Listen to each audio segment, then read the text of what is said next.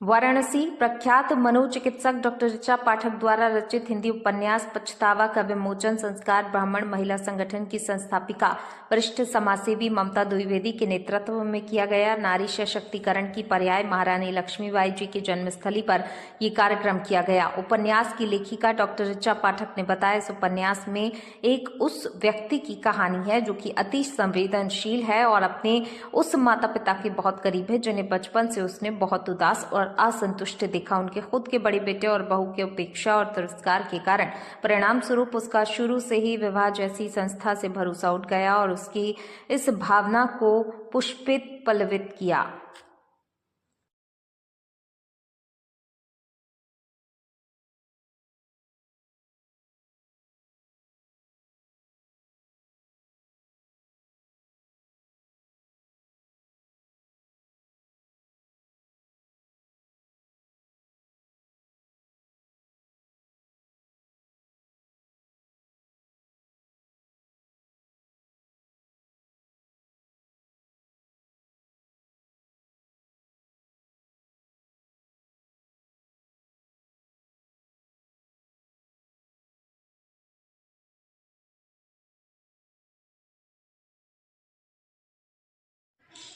Clinical psychologist हूँ और साथ ही मैं एक साहित्यकार भी हूँ। मैडम जी, पछतावा बहुत ही चर्चित उपन्यास हम लोग देख रहे हैं। क्या विषय, क्या उद्देश्य और क्या कहना चाहेंगे? विषय काफ़ी मतलब उपयोगी इसलिए मैं कहूँगी क्योंकि मेरी जो भी कहानियाँ होती हैं वास्तविक आसपास की घटनाओं से ही, सत्य घटनाओं पे आधारित होती हैं। और उसके अलावा हमारा प्रोफेशन ऐसा है कि यहाँ लोग आते हैं कुछ समस्याएं लेके, जो भी मानसिक समस्या से ग्रस्त होता है, कुछ ना कुछ उनके प्रॉब्लम्स जड़ से, इमोशन से जुड़े होते हैं।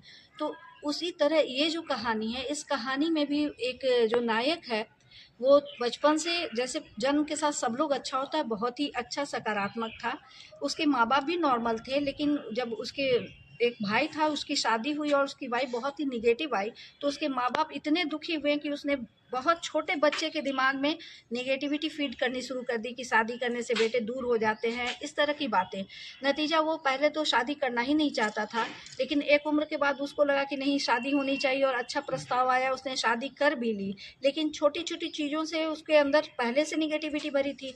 और फिर माँ बाप इतने ज़्यादा उसकी वजह से असंतुष्ट रहने लगे कि माँ बाप को खुश करने के चक्कर में उसने बिना किसी कारण के शादी के 1 वर्ष के अंदर में ही अपनी पत्नी को डिवोर्स दे दिया। उसको एक लड़का भी होता है जिसकी जानकारी नहीं है, और उस जिस परिवार के लिए उसने किया, वो लोग प्रॉपर्टी लेकर उसके साथ बहुत ही इतना गलत किए कि वो घोर मानसिक रोग का शिकार हो गया, सिजोफ्रेनिक हो गया।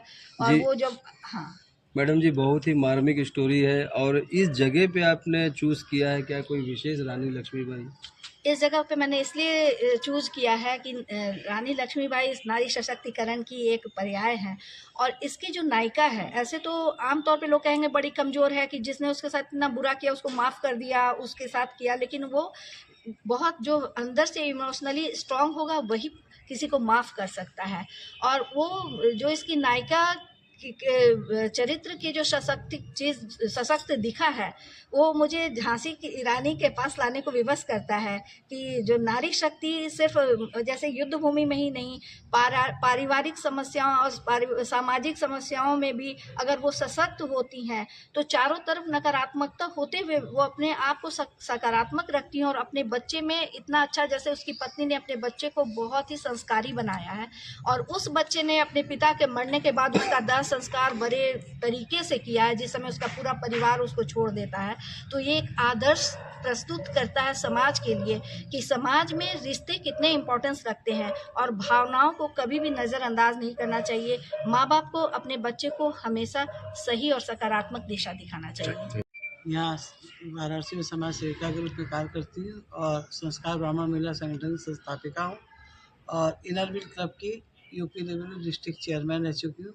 आज किस प्रकार का ये किताब लॉन्चिंग हुआ है? आज ये किताब इन्होंने, जो हमारी ऋचा पाठक जी ने उसका उद्घाटन हमसे कराया है। मैं बहुत अपने को भाग्यशाली मानती हूँ और बहुत भी गौरवान्वित महसूस करी। इन्होंने जो पछतावा इसका नाम रखा है, जैसा कि इन्होंने भी बताया, अभी तो मैं पढ़ूंगी तो पता चलेगा। एक बच्चे की कहानी शुरू से है कि उसको ऐसा संस्कार मिला कि आगे जाके उसके मन में ये संस्कार भर गया कि शादी एक दाम्पत्य जीवन बेकार की चीज़ है, जबकि शादी अच्छी हुई। उसके बाद भी वो उससे अलग होता चला गया और अंत में उसके जीवन में उसको अपने जीवन का पछतावा ही लगा।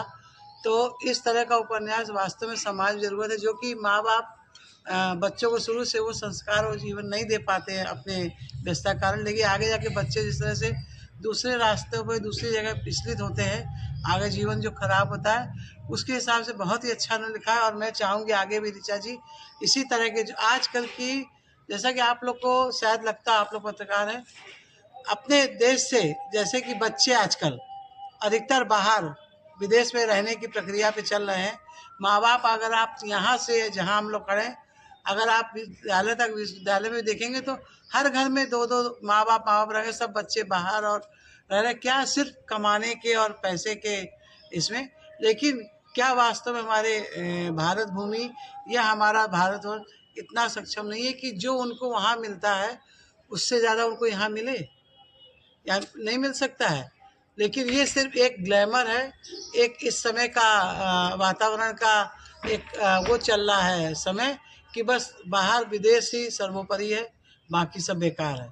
तो हम चाहेंगे कि ऋचा जी ने कहा कि इसमें एक ऐसा उपन्यास देखिए इसमें आजकल की पीढ़ी को न, क्योंकि ये आगे पछताएंगे।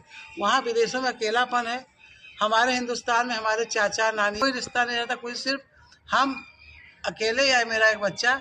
और वही कहावत है कि आपका कैरियर आपका सब है, तो आपके वहाँ पे कहा गया जंगल में मोर नाचा किसने देखा। तो आपका बात कोई, आपके परिवार के आपके लोगों के बीच में आपका कैरियर यहाँ बने, उसको जो लोग देख के प्रसन्न होंगे, न कि बाहर कोई अन्य प्रसन्न होगा। तो हम चाहेंगे इस तरह के एक समाज आ रही है स्थिति, उसको ऋचा चाहेंगे कुछ उसके बारे में लिखें और समाज में बच्चों को अवगत कराएं, जो आगे आने वाली पीढ़ी कम से इससे उत्प्रेरित हो और ये चीज़ हम लोग रोक सकें। Thank you.